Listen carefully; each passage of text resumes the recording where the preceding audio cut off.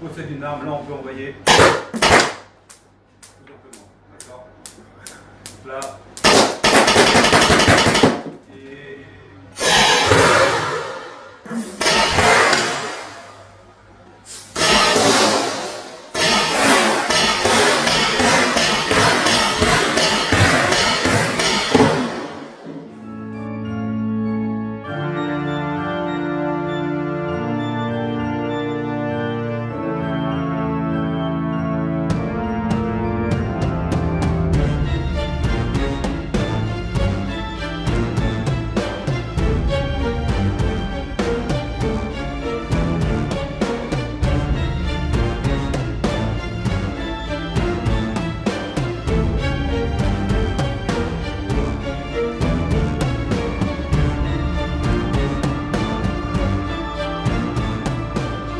Salut à toutes et à tous, j'espère que vous allez bien. Aujourd'hui, petite vidéo sur de la progression au sein du domicile. Alors, je déconseille les armes longues. Pourquoi? Je vais vous le prouver dans la vidéo. Ça ne sert strictement à rien, on passe mal dans les ports pour faire des ouvertures d'angle, ça ne sert à rien. Il faut une arme longue uniquement si on veut prendre une pause, tout simplement. Et on sait qu'on peut attendre dans cette position-là. Ou alors, dans une panic room, quand on est réfugié au fond de sa chambre, on tient en joue la porte et on ne bouge plus. C'est la seule raison et la seule utilisation d'une arme longue au sein d'un domicile. Ou alors il faudrait un petit MP9 ou quelque chose qui passe. Parce que, admettons, si je sors de la pièce et que quelqu'un m'attend ici, il peut facilement prendre mon canon, me saisir et me neutraliser et pourquoi pas me planter par une occasion. Il faudrait que je vienne comme ça et que je sorte comme ceci. Mais le problème, c'est que si la crosse est trop longue, le problème dans les portes, ça passe pas. Ok? Pareil, si on vient la mettre vers le bas, il faut remonter. Geste parasite. Pareil par le haut, geste parasite, c'est chiant, ok? Donc les armes longues, admettons, si on va dans la pièce que je veux rentrer, je vais vérifier la chambre de mes enfants, par exemple, je viens ici, tac, là je suis neutralisé, l'arme est levée, je peux pas l'utiliser, d'accord? À moins que je mette un chassé dans la personne et que je sois Chuck Norris, mais ça n'arrivera pas, ok? Donc maintenant on va faire la même chose avec une arme de poing qui est beaucoup plus simple. Arme de poing airsoft, hein, évidemment. Beaucoup plus simple, d'accord? Donc toujours auprès du corps quand on progresse, toujours auprès du corps. Donc l'arme légèrement vers le bas et on progresse. Là on peut ouvrir, personne ne peut me choper l'arme. Là on peut ouvrir, on peut ouvrir, on peut ouvrir, on peut ouvrir. J'ouvre. À partir de ce moment-là, je me mets en joue, ok? Pareil, si je veux ouvrir de l'autre côté, n'hésitez pas à faire ce qu'on appelle du changement de main, ok? Donc là je peux ouvrir, par exemple, tac. Et la personne qui vient de me baiser avec l'arme longue, je ne citerai pas, on la verra pas d'ailleurs. Là, si j'ouvre, paf, je l'ai directement. D'accord? Donc là, je peux la neutraliser, je peux tirer tout de suite. Par contre, si j'avance comme ça, comme les font les mecs dans les vidéos, elle peut saisir l'arme et le neutraliser. Ou alors, juste simplement mettre ça en arrêteur de culasse et me baiser pour le tir. Simplement. Quand on ouvre une porte, c'est pas on s'ouvre dans la porte et on ouvre la porte. Hein. Non, c'est pas comme ça qu'on fait. D'accord, on se met sur le côté, on fait un changement de main. Apprenez le changement de main, c'est super important. Exactement la même prise que l'autre. Et là, on vient ouvrir. On se met de façon à ce qu'on soit le moins voyant possible. Et on ouvre tout doucement l'angle. Et au fur et à mesure, on progresse dans la pièce. Alors, ce sont des petites choses, mais c'est important à le poster. Alors ça, c'est de l'airsoft. Ça coûte 150 balles. On s'en équipe et on peut se faire des entraînements dans son terrain ou dans sa maison. D'accord? Par exemple, si je veux ouvrir une porte ici, on continue. Donc je veux progresser. Ici, je n'ouvre pas, je passe devant la porte. Je change de main, tout simplement. Je viens ouvrir la porte. J'ouvre progressivement mon angle. Pareil, je reviens en position. Je veux ouvrir. Sur le côté, il n'y a personne. C'est bon, c'est check. Ok, RAS. Voilà. Pour ce qui était d'une ouverture d'angle. Alors, ouverture d'angle, c'est si on est droitier, on va ouvrir en grand. D'accord? Donc on avance tout doucement. Et plus on garde l'arme près de soi, et plus on a de chances de neutraliser. Si on se fait foncer dessus tout de suite, on a beaucoup plus de façons de réagir que si on est déjà bras tendu. Bras tendu, le problème du bras tendu, c'est que on peut se faire neutraliser dans tous les cas. Bras au corps, j'ouvre, tac, j'avance, hop, je change de main, j'ouvre, tac. Tout simplement, ok. Ça se bosse tout seul. Et ça, c'est pas payant. Je te fais la formation gratuite, c'est en vidéo. Pas besoin de mettre 2000 balles chez les autres là. D'accord? Ok. Donc, ça, arme de poing dans une maison, obligatoire. Bon, pour moi, c'est l'obligation. Mis à part, comme je vous disais, si on doit garder simplement une vue sur une entrée, on sait que l'effraction va être par là-bas, on attend, voilà, et on prévient les gens. C'est tout simplement, ok. On va repasser à l'arme. Seulement une arme longue est nécessaire, c'est quand on vient prendre une position fixe. On est fixe, on ne bouge pas, d'accord?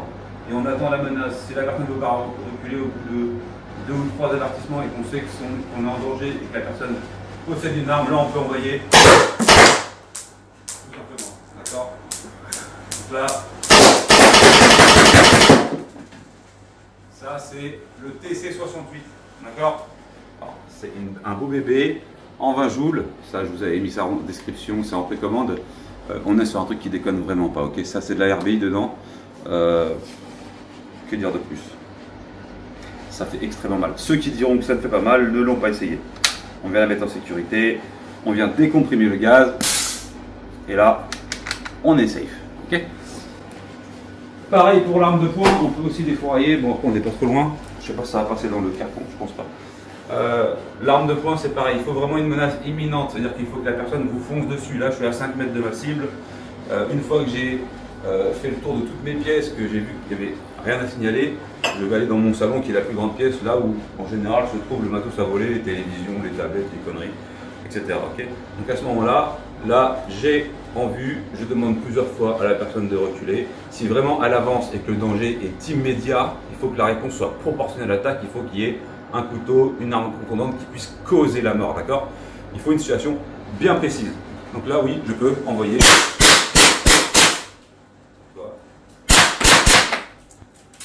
L'airsoft, c'est vraiment une folie. Donc là, je suis en arrêteur de culasse. Je sors mon chargeur à en sécurité. Je viens vérifier 2 fois comme d'habitude. Hop, tac, c'est très bien. Ok. Le petit plus, c'est la lampe. Alors la question que je vais poser, c'est est-ce que j'utilise ma lampe? Ça, c'est une question que je voudrais que vous répondiez dans les commentaires. Est-ce que j'utilise ma lampe pour ouvrir les angles? Ah non. Parce que sinon, la personne, si elle a une arme à feu ou si elle a peu importe l'objet, un couteau, elle sait que vous arrivez. J'ai ma lampe, j'arrive comme ça tout doucement pour ouvrir mon angle. Le problème, c'est que ça fait une demi-heure qu'il sait que j'arrive, que je suis en train d'éclairer. Donc non, la lampe, on la met uniquement quand on ouvre. D'accord? Même le strobe. C'est tout. C'est le seul moment où on la met. On prospecte. C'est tout. D'accord? Mais jamais de la vie on avance avec une lampe. Alors vous avancez avec ce qu'on appelle une lampe déportée. Ça veut dire à l'opposé de votre arme. Bon là, elle est en sécurité. Voilà, je vais éclairer et la personne va se focus sur mon bras. Donc s'il doit y avoir tir dans son sens, il va viser la lumière, parce qu'on est dans le noir là, on est dans le jour pour la vidéo, on est dans le noir. La lampe qui est ici, c'est vraiment pour ouvrir les angles. La lampe ici, elle est faite pour vérifier. On fait une petite vérif, on ressort, ok? Et jamais de la vie on ouvre. C'est comme pour un pointeur laser par exemple, on le met vraiment au dernier moment, admettons sur un JPX, parce que c'est vrai sur JPX, quand vous allez mettre votre pointeur laser, vous allez donner l'information de votre position à votre agresseur. Forcément, il va bien se dire que ça vient de quelque part. Il ne va pas se dire que ça sort de nulle part, ça vient de l'au-delà. On peut mettre un réducteur de son là-dessus. Donc pareil pour le réducteur de son, le point rouge, on le met vraiment sur une pièce dégagée. Et autrement, quand on ouvre les angles, c'est automatiquement éteint. D'accord? On est le plus discret possible et on est toujours arme contact. C'est-à-dire que arme contact, boum, j'ouvre. Arme contact, je change de main si je veux ouvrir l'angle à gauche. Bon, j'ai pas d'angle à gauche, mais c'est très léger. J'ouvre ça parce que je m'expose le moins possible par rapport aux angles. D'accord? Donc là, voilà. Parce que la première chose qu'ils vont viser, c'est vous. D'accord? Donc moins je suis exposé, moins je risque un tir létal, par exemple dans le torse ou quoi. Je reste quand même à moitié caché. La première chose qui dépasse, c'est d'abord mon canon. Si je peux, je fais un tir au jugé. D'accord? Je ne prends pas le temps de viser. C'est un tir au jugé, c'est un tir de riposte. Si la personne, bien évidemment, est armée. En fait. On ne va pas faire des choses comme ça sur des gens qui ne sont pas armés. Cette vidéo vous aura donné quelques explications sur l'ouverture d'angle. Après, c'est de l'entraînement, c'est de la répétition. Surtout, ce qui est important, le changement de main par rapport à l'angle ouvert. C'est important. Très peu de gens font du changement de main, que ce soit arme d'épaule ou arme de poing. Et je trouve ça dommage parce que c'est quelque chose qui s'apprend assez vite, qui se contrôle assez vite. Je passe à gauche, je passe à droite. Ok? Donc en fait, dans tous les cas, il faut pouvoir ouvrir son angle. J'ouvre mon angle à gauche, j'ouvre mon angle à droite, toujours le doigt sur le ponté, on ne met pas son doigt là, parce que si jamais c'est quelqu'un de la maison qui fout le bordel depuis une demi-heure, qui est en train de bouffer un bol de céréales, tu n'as peut-être pas envie de le plomber, mais en général, il te répond. Et dans la plupart des cas, quand vous allez gueuler ou faire preuve de présence, les gens vont se barrer. On n'a pas affaire à une mafia qui débarque chez vous avec des kalachnikovs, mais encore une fois, il vaut mieux prévenir que guérir. D'accord ? Voilà, donc cette vidéo, j'espère qu'elle vous aura plu. Ça sort un petit peu du contexte que je fais d'habitude, mais j'avais besoin de le faire. Alors, surtout, entraînez-vous vraiment à la manipulation. Pour moi, l'airsoft reste le top. Je voulais vous montrer un dernier truc rapidement qu'on m'a envoyé. Ça c'est le HDX en 40 joules. C'est le plus puissant, donc on l'essayera, pas sur moi, parce que évidemment j'ai pas envie de tester ça sur moi, parce que c'est très puissant. 40 joules. Ouais, là ça pèse. Alors le bruit de la pompe fait largement le travail hein, dans une baraque. Et il faut rester vraiment dans un endroit où c'est dégagé.